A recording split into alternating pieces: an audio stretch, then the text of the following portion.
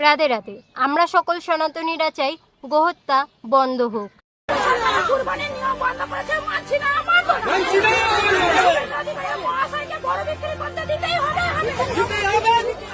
আর আমাদের পশ্চিমবঙ্গে যারা গোহত্যা করার জন্য এগিয়ে যাচ্ছেন, চাচ্ছেন কোরবানিতে গোহত্যা করা হোক, তারা আদৌ কি সনাতনী, এরকম প্রশ্ন থেকেই যাচ্ছে। যদি সনাতনী হয়ে থাকেন, কারণ আপনার জানা উচিত একজন সনাতনীর কাছে গো মাতা, মায়ের আসন, মাকে কি কখনো হত্যা করা যায়? এতদিন ছিল না, আজকে হয়েছে গোমাতা। আমরা তো একজন হিন্দু, জানি না কাউকে কি করতে হবে, গোমাতা করতে হবে। গোমাতা যদি করবি তাহলে সরকার বাড়ি নিয়ে গোমাতা করুক। মানতেই পারছি না। আমাদের স্বামীরা বলছে সুসাইড করবো, শুভেন্দু অধিকারী আছে সেইগুলো দেখবে। হ্যাঁ, বললে যে সোনার বাংলা করবো, সোনার বাংলা কর, ঠিক এটা কি করছে? তার থেকে জয় বাংলা অনেক ভালো।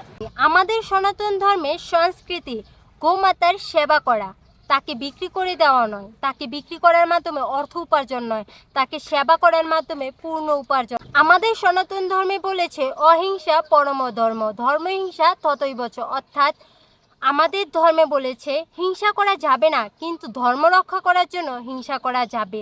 অর্থাৎ ধর্ম রক্ষা করার জন্য যে কোনো পরিস্থিতিতেই এগিয়ে আসতে হবে।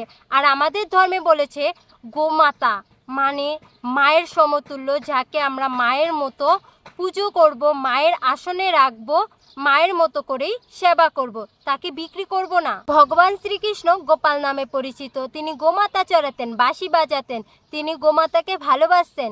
আমরা ভগবান শ্রীকৃষ্ণ থেকে এই শিক্ষাই পেয়ে থাকি যে আমাদের গোমাতাকে সম্মান করতে হবে, তাকে ভালোবাসতে হবে, তাকে বিক্রি করে দিতে হবে না। বর্তমান যুগ সোশ্যাল মিডিয়ার যুগ। অনেকেই আছেন যারা সাধু সন্তুদের কাছে যেতে পারেন না, ধর্মীয় কথা শুনতে পারেন না। তারা অবশ্যই চেষ্টা করবেন মোবাইলের মাধ্যমে সাধু সন্তুদের কথা শোনার জন্য, তাহলেই বুঝতে পারবেন আমাদের সনাতন ধর্মে গোমাতাকে কতটা সম্মান দেওয়া হয়েছে, গোমাতার সেবা করলে কত পুণ্য অর্জন করা যায়। বেশিরভাগ ভিডিওগুলোতেই দেখতে পাচ্ছি লাখ লাখ টাকা ঋণ নিয়ে আছেন। এমন নয় তো আপনারা সনাতনীদের ঐক্য নষ্ট করার জন্য এরকমটা করছেন? বহু বছর পর সনাতনীরা এক হয়েছে। সনাতনীদের একতা নষ্ট করা এত সহজ না। অনেক সময়ই আমরা দেখতে পাই অন্যান্য রাজ্যে গোমাতার বাঁচানোর জন্য সনাতনী দাদা দিদিরা তাদের প্রাণের ঝুঁকি নিয়ে এগিয়ে যাচ্ছে, যেন তারা গোমাতাকে রক্ষা করতে পারে, গোমাতার সেবায় এগিয়ে যাচ্ছে, গোমাতাকে যেন তারা সেবা করতে পারে।